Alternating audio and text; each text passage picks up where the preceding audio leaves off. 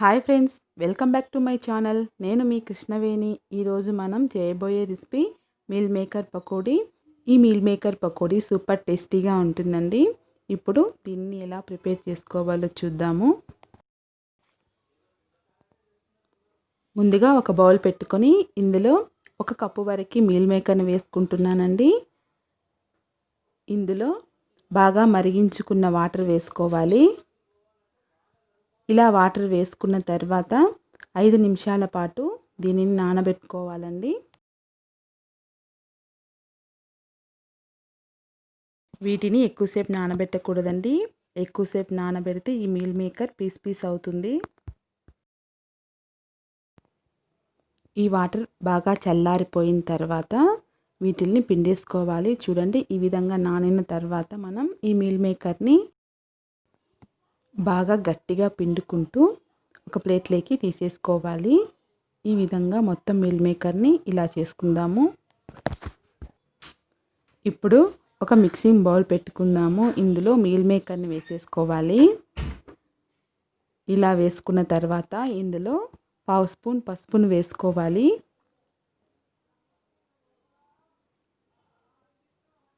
రుచికి తగినంత సాల్ట్ని వేసుకోవాలి. అలాగే 1 స్పూన్ అల్లం వెల్లుల్లి పేస్ట్, 1 టేబుల్ స్పూన్ కారం కూడా వేసుకోవాలి. ఇవన్నీ వేసుకున్న తర్వాత ధనియాల పొడి కూడా వేసుకోవాలి. 1/2 స్పూన్ గరం మసాలా, సగం చెక్క నిమ్మరసంని కూడా పిండుకోవాలి.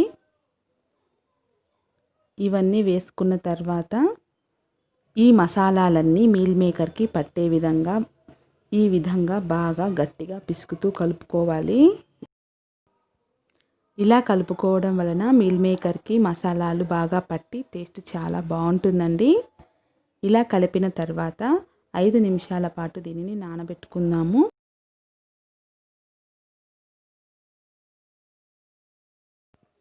ఐదు నిమిషాల తర్వాత ఇందులో 2 టేబుల్ స్పూన్స్ రైస్ ఫ్లోర్ వేసుకోవాలి. అలాగే 2 టేబుల్ స్పూన్స్ శనగపిండిని కూడా వేసుకోవాలి.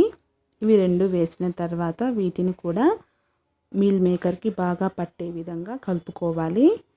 ఇందులో వాటర్ ఏం వేయలేదండి. మీరు కావాలనుకుంటే కొద్దిగా వాటర్ వేసుకుంటూ కలుపుకోవచ్చు. ఇలా గట్టిగా కలుపుకుంటేనే పకోడీ అనేది మనకి క్రిస్పీగా వస్తుంది. ఇలా కలుపుకున్న తర్వాత వీటిని డీప్ ఫ్రై చేసుకోవాలి. స్టవ్ పైన కడాయి పెట్టుకొని కడాయిలో డీప్ ఫ్రైకి సరిపడినంత ఆయిల్ వేసుకోవాలి. ఈ ఆయిల్ హీట్ అయిన తర్వాత మనం ముందుగా కలిపి పెట్టుకున్న మీల్ మేకర్ని ఇందులో వేసుకోవాలి. నాన్ వెజ్ తినని వాళ్ళకి ఇది మంచి ప్రోటీన్ ఫుడ్ అండి. మీరు కూడా ఒకసారి ట్రై చేయండి. వీటిని మీడియం ఫ్లేమ్లో పెట్టుకొని డీప్ ఫ్రై చేసుకోవాలి. ఇలా స్లోగా డీప్ ఫ్రై అయితేనే మనకి ఇవి క్రిస్పీగా వస్తాయి.